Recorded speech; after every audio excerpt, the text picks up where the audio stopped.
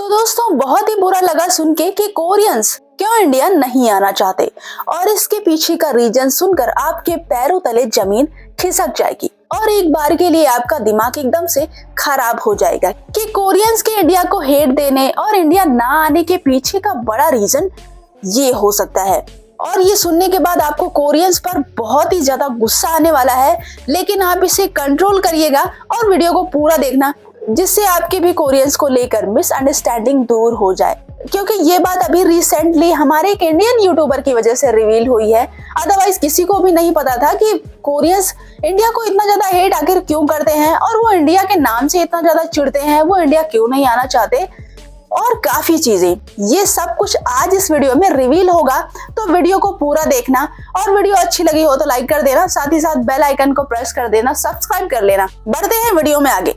तो Indian YouTuber आकाश, जिनकी वजह से पहली बार सच्चाई पता चली कि आखिर कोरियंस के दिमाग में इंडियंस को लेकर चलता क्या है, तो आपको बता दें कि रिसेंटली आकाश चौधरी, जो कि यूट्यूबर है, और उन्होंने ऐसा काम किया जिसके बाद हर एक इंडियन इन भैया की तारीफ कर रहा है, क्योंकि इन्हें अपने देश से बहुत प्यार है। और जब इन भैया को पता चला कि कोरियंस इंडिया के बारे में इतना बुरा सोचते हैं, तो एक बार के लिए तो लाजमी है हर इंडियन को बुरा लगेगा, और इन्हें भी बहुत ही बुरा लगा। Especially India, kind of dirty and hell place. Is there a safe, dirty street food? South Korea के लोग, लेकिन उन्होंने किया अपने गुस्से को साइड में और लग गए दो कोरियंस की मेंटालिटी को चेंज करने में। तो आपको बता दें कि कहानी शुरू होती है भैया के फॉरेन टूर से, जब ये फॉरेन में थे और वहाँ पर इनकी मुलाकात एक कोरियन से होती है, जो एक इंजीनियर था और वो इस टाइम हर कंट्री घूम रहा था, लेकिन उसकी लिस्ट में इंडिया का नाम बिल्कुल भी नहीं था। तो आकाश चौधरी ने जब देखा कि उनकी लिस्ट में इंडिया का नाम ही नहीं है, तो उन्होंने उससे कहा कि इंडिया भी आओ, तो उसने मुंह बना के मना कर दिया। लेकिन आकाश चौधरी ने कहा कि एक बार आओ तो आकर देखो। तो उसके बाद बात वहीं पर खत्म हो गई और काफी टाइम बाद वो कोरियन अपने एक और कोरियन दोस्त को लेकर इंडिया आ जाता है, लेकिन किस मेंटालिटी के साथ, जो भैया भी सुनकर चौंक गए थे। ये इंडिया सिर्फ इसलिए घूमना चाहता है कि जो इसने बुराई सुनी है इंडिया के बारे में उसको ये एक्सपीरियंस करना चाहता है, और इंडिया में घूमने लायक तो कुछ है ही नहीं। और फिर भैया ने सोचा कि मैं इनकी सोच बदल कर ही रहूंगा। फिर उन्होंने उन कोरियन लड़कों को पूरा इंडिया घुमाया और वो कोरियंस एकदम से ब्लॉक हो गए इंडिया की खूबसूरती को देखकर, और उन्होंने कहा कि क्या सच में ये इंडिया है? इंडिया इतना ज्यादा खूबसूरत है, हमें तो पता ही नहीं था, हम तो कुछ और ही सोच कर आए थे। जब ये बात आकाश भैया ने सुनी तो उन्होंने पूछा कि तुम लोग क्या सोच के आए थे? तो उन कोरियन लड़कों ने जो बताया वो सच में होश उड़ाने वाला था। उन कोरियन लड़कों ने कहा, हमें लग रहा था कि इंडिया बहुत ही गंदा है, वहाँ इतनी पॉपुलेशन है और वहाँ पर पोल्यूशन तो इतना ज्यादा है कि वहाँ पर कोई सांस भी ठीक से नहीं ले पाता, हर तरफ धूल, गंदगी और एकदम ब्राउन ब्राउन सा दिखता रहता है। साथ ही साथ उन्होंने ये भी बताया कि वहाँ टॉयलेट जाने लायक नहीं होते, वो बहुत ही ज्यादा गंदे होते हैं।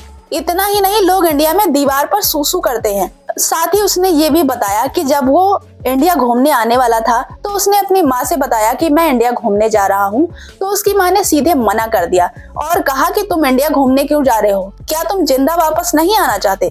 इतना ही नहीं, इसलिए वो कोरियन लड़के इंडिया को इतना डर्टी समझकर एकदम सड़े घुले, मतलब फटे पुराने कपड़े जो कि गंदे काम करते टाइम लोग पहनते हैं, वैसे कपड़े अपने साथ लेकर आए थे। एक भी अच्छे कपड़े लेकर नहीं आए थे, और साथ ही साथ वो अपने साथ मास्क का पूरा थैला लेकर आए हुए थे। मतलब उनके दिमाग में इंडिया इतना ज्यादा गंदा था। और उन्होंने ये भी बताया कि उनके दिमाग में ये भी था कि इंडिया ऐसा है कि वहां जाने के बाद शायद लोग जिंदा वापस नहीं आ पाते। और सबसे बड़ी शॉकिंग बात तो ये है कि कोरियंस जब इंडिया को गूगल पर सर्च करते हैं तो उन्हें गूगल ही इंडिया के बारे में एकदम गलत सलत दिखाता है। जैसे ही वो गूगल पर हिंदू लिखते हैं, मतलब इंडिया, तो उन्हें आग लगी फोटो, ब्राउन ब्राउन सी धूल उड़ रही फोटो, एकदम गंदा सा एनवायरनमेंट और बहुत ही पुअर सी फोटो उन्हें गूगल दिखाता है। और यही रीजन है कि कोरियंस इंडिया आने के नाम से भी डरते हैं। और अब सारे कोरियंस की मेंटालिटी यही बन गई कि इंडिया सच में बहुत ही गंदा है, क्योंकि उन्हें गूगल ही इंडिया के बारे में ऐसी इंफॉर्मेशन दे रहा है। तो अब इसमें कोरियंस की मेंटालिटी कहें या फिर गूगल की, जो कि उन्हें ऐसी इंफॉर्मेशन दे रहा है पता। और अब पता चला कि बीटीएस भी इंडिया में आने से क्यों डरते हैं, क्योंकि शायद उन्हें भी कहीं ना कहीं लगता होगा, या फिर वो गूगल पर डालते होंगे तो उन्हें भी इंडिया के बारे में बहुत ही गलत गलत देखने को मिलता होगा, इसीलिए शायद वो भी नहीं आ रहा है। ये बहुत दुख की बात है। आखिर इन कोरियंस को कौन बताए कि इंडिया सच में बहुत ही ज्यादा खूबसूरत है और वो पहले की तरह पुअर भी नहीं रहा। काफी ज्यादा डेवलप हो गया है।